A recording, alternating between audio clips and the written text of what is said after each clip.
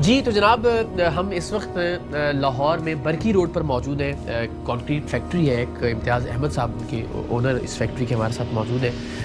हम कोशिश ये कर रहे हैं कि जितनी भी चीज़ें इस्तेमाल होती हैं किसी भी एक घर को बनाने के लिए या किसी भी एक तामीराती मंसूबे के लिए, उससे मुतल्लिक़ ज़रा कुछ मालूमात हासिल करें। उनका जो रॉ मटीरियल है या जो ख़ाम माल है उसकी कीमतें कितनी बढ़ी हैं, अल्टीमेटली जो फ़ाइनल प्रोडक्ट है उसकी कीमत कितनी बढ़ी है, और किसी भी तामीराती मंसूबे में या फिर किसी भी एक आम आदमी के घर बनाने में उसको कितनी दिक्कतों का या कितनी मुश्किलात का सामना हुआ है। अगर फाइनेंशियली बात की जाए, मुआशी तौर पर बात की जाए, कितने ज़्यादा पैसे अब उसके ज़्यादा लगेंगे 1 साल या 2 साल पहले की निस्बत। तो ज़रा इम्तियाज़ साहब से बात करते हैं। अस्सलाम वालेकुम, कैसे मिजाज आप? खैरियत से?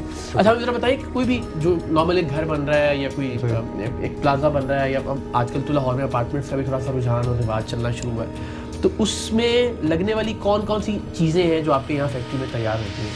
सर मेनली तो सीमेंट है, और इसके अलावा क्रश यूज़ होती है, सैंड यूज़ होती है, और खाका एक चीज़ होती है जो क्रश हुआ हुआ जो स्टोन होता है। आप जो फाइनल प्रोडक्ट्स बनाते हैं वो कौन कौन सी चीज़ें हैं जो फ्लाई ऐश भी यूज़? अच्छा, फ्लाई ऐश भी है। फ्लाई ऐश होती है जो ये पावर प्लांट्स की कोल की जो ऐश उसकी बाय प्रोडक्ट है, उसकी बाय प्रोडक्ट होती है, तो वो हम यूज़ करते हैं। सही, तो उससे अच्छी क्वालिटी आती है उससे। अच्छा, अभी जितनी भी चीज़ें आप ये हम देख रहे हैं कि जी सॉलिड कंक्रीट ब्लॉक है, हॉलो ब्लॉक है, सॉलिड कंक्रीट ब्लॉक की डिफरेंट वो आपकी जो साइज जो है वो है, कंक्रीट ब्रिक्स हैं, कर्व स्टोन है, टफ टाइल्स हैं, फ्लाई ऐश ब्रिक्स हैं, वगैरह वगैरह। अभी तमाम चीज़ें जो है घर बनने में, कोई कारखाना बनने में, कोई बिल्डिंग बनने में इस्तेमाल होंगी। 1 साल पहले इनको बनाने में जो आपकी कॉस्ट आ रही थी, क्या आज भी वही है? नहीं, बहुत फ़र्क आ गया। मतलब आप अगर बात करें तो 1 से 2 महीने में ही अच्छा खासा मेजर फ़र्क आ चुका है। ये जब से डीजल की प्राइसेस में डिफरेंस आया, क्योंकि जो ज़्यादातर जिस तरह क्रश है ये सरगोदा से सारा आता है। अच्छा, इन सब चीज़ों पे ज़्यादातर कैरेज कॉस्ट है। ये जितनी भी हमें मतलब चीज़ एक्चुअली इतनी उसकी माइनिंग इतनी नहीं है, लेकिन जितना वो जो क्रश करते हैं और सारा उसके कैरेज, एक प्रॉब्लम ये भी तो है शायद उतनी कैरेज कॉस्ट नहीं बढ़ती। लेट्स से अगर 2% कैरेज कॉस्ट बढ़ी है तो शायद हमारे यहाँ फिर चूंकि एक रिवाज है कि हर बंदा मौके का फायदा उठाता, तो 10% आप फ्यूल प्राइसेस अच्छी खासा बढ़ गया है। मतलब आप 110 120 से अब आप 148 पे बैठे हैं, तो सर प्राइसेस में डिफरेंस आया।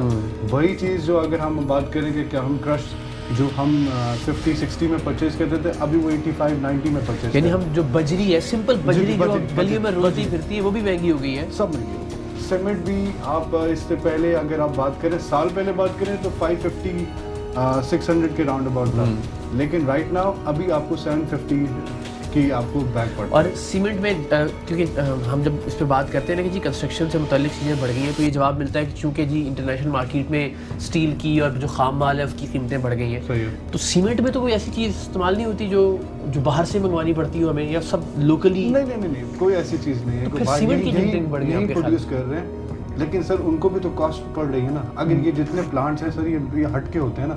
अब जैसे नौशेरा में है, ये चिराग जो आ रही है, जितने भी पायदार मेपल लीफ है, ये सारे दो से आ रहे हैं। कैरेज कॉस्ट इसमें ऐड हो गई, कैरेज कॉस्ट ऐड हो गई।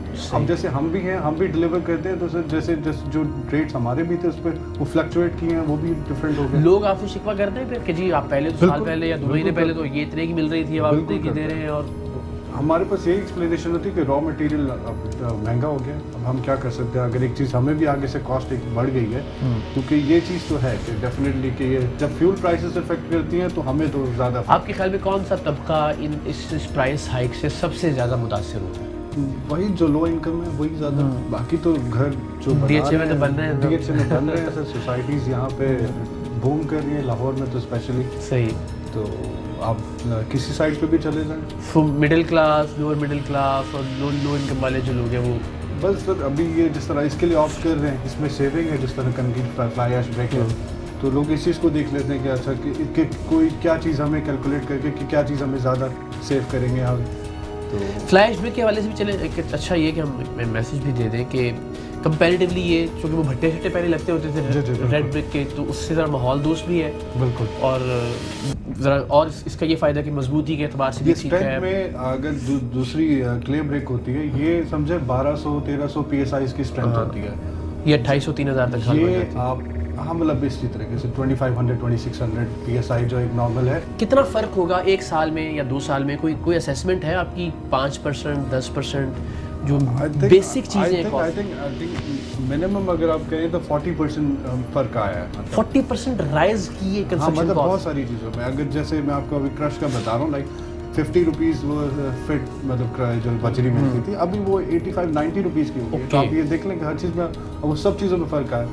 अच्छा, अब यही चीज़ नॉर्दर्न एरियाज़ में आपको क्रश कम मिलती है क्योंकि पहाड़ साथ है, वही फ़ौरन मिलते हैं। लाहौर थोड़ा हटके है तो सरगोदा से कैरेट कॉस्ट सारी पड़ती है, तो आपको पता है ये सारा इस वजह से कॉस्ट में काफ़ी। अच्छा, अब चूँकि ज़ाहिर आपका तो ताल्लुक रहता होगा जो स्टील से रिलेटेड लोग हैं, जो घर बना रहे हैं, जो ठेकेदार, जो कॉन्ट्रैक्ट, ज़ाहिर हर एक से आपका बिल्कुल। तो आपको क्या लगता है कि अब ये यहाँ पे आके रुक गई है प्राइस, समहाउ नीचे जाएगी कभी, या ये बढ़ती चली जाएगी? कोई कंट्रोल कर रही है गवर्नमेंट, कोई माफिया, कोई सीमेंट वाले? नहीं, कभी कोई चीज़ वैसे आपको पता है फ्यूल प्राइसेस वैसे जब नीचे भी जाती है कुछ होता है तो कभी कीमत नीचे नहीं जाएगी, नीचे तो कभी नहीं आएगी, ऐसा ही है।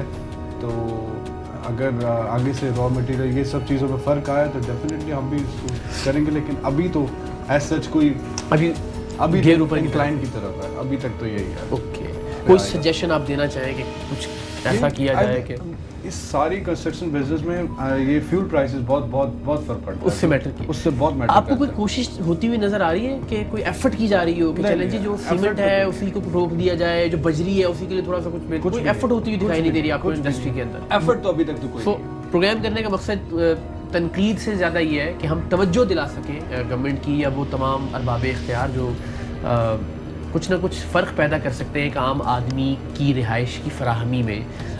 हम सब जानते हैं पाकिस्तान में एक middle class, lower middle class या निचले तबके से ताल्लुक़ रखने वाले शख्स का, फ़र्द का और ख़ानदान का सबसे बड़ा ख्वाब ही होता है कि उसको एक अपनी छत मुयसर आ जाए, एक अपना घर हो उसका, और वो सारी ज़िंदगी की जमा पूंजी बेचारे वो इसीलिए इकट्ठी करते रहते हैं कि अल्टीमेटली हमने एक घर बनाना है। सो घर बनाना भी अगर मुश्किल बना दिया जाएगा या उसके लिए कोई आसानी पैदा नहीं की जाएगी, बहुत कोशिश की इनिशियली, बहुत लग रहा था कि एक अच्छा ट्रैक है, राइट डायरेक्शन है, मगर वो जितनी भी पॉलिसीज़ थी, चाहे वो बैंकों के कर्जे देने हैं, चाहे वो कंस्ट्रक्शन के हवाले से कुछ छूट देनी थी टैक्सेस पे और बाकी वाइट और ब्लैक मनी के हवाले से, मगर वो तमाम चीज़ें नाकारा हो जाएंगी अगर कॉस्ट ही कंट्रोल में नहीं रहेगी, जो कि इस वक्त लग रहा है कि कंट्रोल में नहीं है। सो कोशिश ये है कि हम बढ़ाते हैं। बिल्कुल, थैंक यू सो मच इम्तियाज़ साहब, थैंक यू सर, अच्छा लगा आपसे बात करके।